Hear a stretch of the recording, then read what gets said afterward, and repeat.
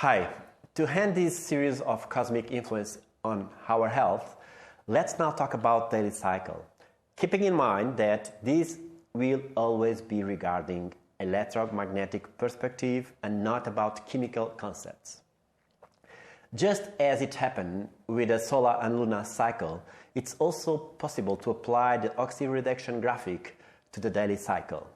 In general lines, as you can see, we have a maximum oxidation peak around midday, while the maximum reduction peak will be at midnight.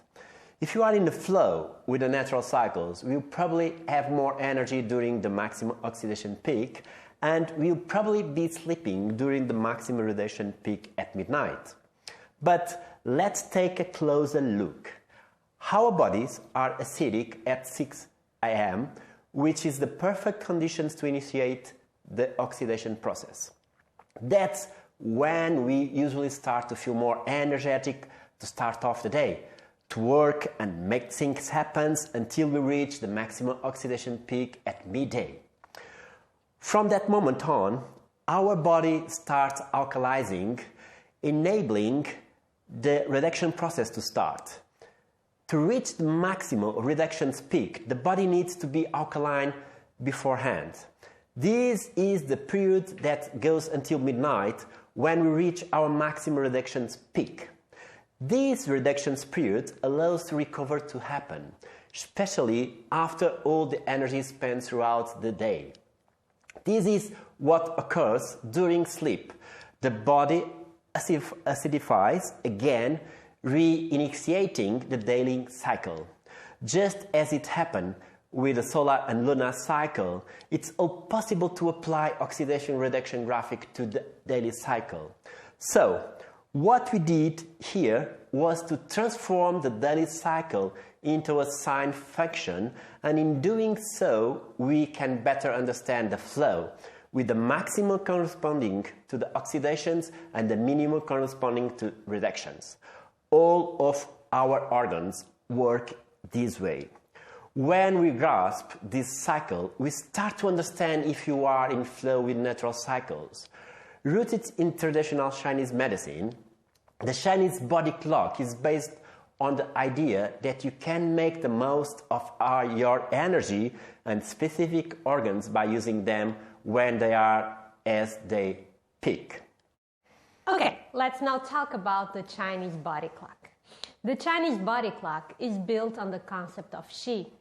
In short, qi is a word used in Chinese medicine to describe energy. During 24 hours, qi is believed to move in 2-hour intervals throughout all organ systems. While you are sleeping, qi is believed to fully restore your body. The peaks of individual organs within the body vary. It's believed that by using specific organs at certain times of the day, you can make the most of your body and harness your qi when it's at its peak. Let's have a look at each one of them. So the first, between 7 p.m. and 9 p.m., the pericardium is at its peak. The pericardium is believed to be the heart's protector, the serous membrane that protects it. This is the ideal time to do a practice that helps you relax and induce sleep, such as meditation or light reading. And don't forget, eat light during this period. After between 9 p.m. and 11 p.m., it's triple heater peak. The triple heater refers to the organ system as a whole, and this period is thought to be when it generates the most amount of heat. During this time, a little earlier in winter, a little later in summer, we should be falling asleep. During the night, there is the gallbladder peak that precedes the liver peak, as these two organs are closely linked. At this time, sleep is very, very important, so we may deplete these two organs' energy reserves. One of the most important 2-hour intervals is between 1 a.m. and 3 a.m., which is when the liver is believed to be cleansing the blood. During this time frame, the body begins to prepare for qi to move outward from the body again. Those who prescribe to the Chinese body clock believe it's important to give your liver as little to process as possible during this period, so it can focus on its several cleansing functions. This means eating your last meal of the day early and making sure it's light. Between 3 a.m. and 5 a.m. is when the lungs are at its energy peak. So according to traditional Chinese medicine, the lungs are the first organ to wake up. It is believed to be an ideal time to meditate, as the basis of the meditation is a slow and deep breath. The large intestine peak between 5 a.m. and 7 a.m. is thought to be when you should wake up and start moving. This is the best time to empty the bowels because the organ is functioning at its optimal strength. If this happens on a regular basis, it's a strong indicator that you are in the flow with the daily cycle. So between 7 a.m. and 9 a.m. is the optimal time of the day to eat, as the energy of the stomach is at its maximum. It is also a perfect moment to go for a walk. So 9 a.m. to 11 a.m., the spleen is thought to be linked to the stomach, which is in charge of receiving food and drink before ultimately fermenting them. If you have not eaten, the spleen is unable to perform its function well, and you may experience energy breakdown. So of course, you can always eat at any time, but we want to work in harmony with these body systems. This is a period of great concentration and it's ideal for work. The heart is at its peak from 11 a.m. to 1 p.m.